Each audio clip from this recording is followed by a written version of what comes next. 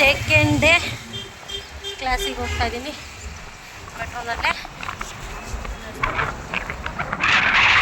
ಒಂದಾಗೆ ಹೋಗ್ತಾ ನನ್ನ ಮಗಳನ್ನು ಅಲ್ಲೇ ಸ್ಕೂಲಿಗೆ ಬಿಟ್ಬಿಟ್ಟು ನನ್ನ ಹಸ್ಬೆಂಡು ಕೂಡ ನನ್ನ ಮೆಟ್ರೋ ಸ್ಟೇಷನ್ ಹತ್ರ ಡ್ರಾಪ್ ಮಾಡಿಬಿಟ್ಟು ನಾನು ಆಫೀಸ್ಗೆ ಹೋಗ್ತೀನಿ ಅಂತ ಹೇಳಿ ಹೊರಟು.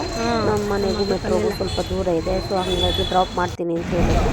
ಡ್ರಾಪ್ ಮಾಡಿದ್ರು. ಮೆಟ್ರೋ ಸ್ಟೇಷನ್ಗೆ ಬಂದೆ. ಮೆಜೆಸ್ಟಿಕ್ ಹತ್ರ ಫುಲ್ಲು ರಶ್ಶು ಅಂದರೆ ರಶ್ಶು, ಏನು ಜನನಪ್ಪ, ಜಾಗನೇ ಇರಲಿಲ್ಲ.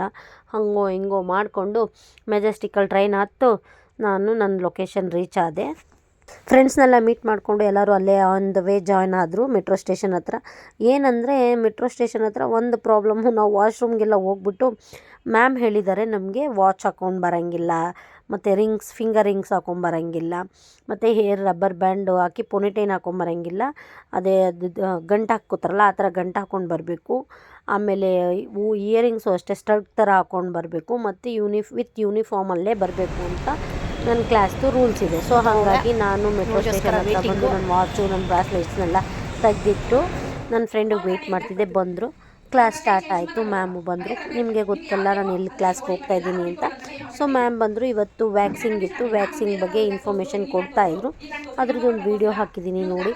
ತುಂಬ ಚೆನ್ನಾಗಿತ್ತು ಕ್ಲಾಸು. ಹಾಗೆ ಅದೇ ರೀತಿ ಆ್ಯಸ್ ಯೂಶುವಲ್ ಎಲ್ರಿಗೂ ಗೊತ್ತಿರೋಂಗೆ ಇಲ್ಲೇ ಊಟ ಆಯಿತು ನಮ್ಮದು. ತುಂಬ ಚೆನ್ನಾಗಿ ಮಾಡಿದರು ಸರ್ ಅಂತೂ. ನಾವು 4 ಜನ ಎಷ್ಟು ಪ್ರೀತಿಯಿಂದ ತಗೊಂಡ್ರೆ ಹೇಳೋಕ್ಕಾಗಲ್ಲ. ಹಾಗಾಗಿ ಆ ಪ್ರೀತಿ ಇರೋದ್ರಿಂದ ಊಟನೇ ಬೇಗ ಖಾಲಿ ಆಗೋಯ್ತು. 50 ಜನಕ್ಕೆ ಮಾಡಿಸಿದ್ರು ಕೂಡ ಬೇಗ ಊಟ ಖಾಲಿ. ಎಲ್ಲರದ್ದು ಊಟ ಚೆನ್ನಾಗಿ ಮಾಡಿದ್ರಲ್ಲ, ಹಾಗಾಗಿ ಎಲ್ಲರೂ ಖಾಲಿ ಮಾಡಿದ್ರು. ಸೊ ಎಲ್ಲ ಊಟ ಎಲ್ಲ ಚೆನ್ನಾಗಿ ತಿಂದ್ಬಿಟ್ಟು ಬಂದು ಊಟ ರಿಲ್ಯಾಕ್ಸ್ ಮಾಡಿಕೊಂಡು next as usual class start ಆಯಿತು. ಇದಾಗಿತ್ತು ಇವತ್ತಿನ vlog. Thank you for watching. See you the next vlog.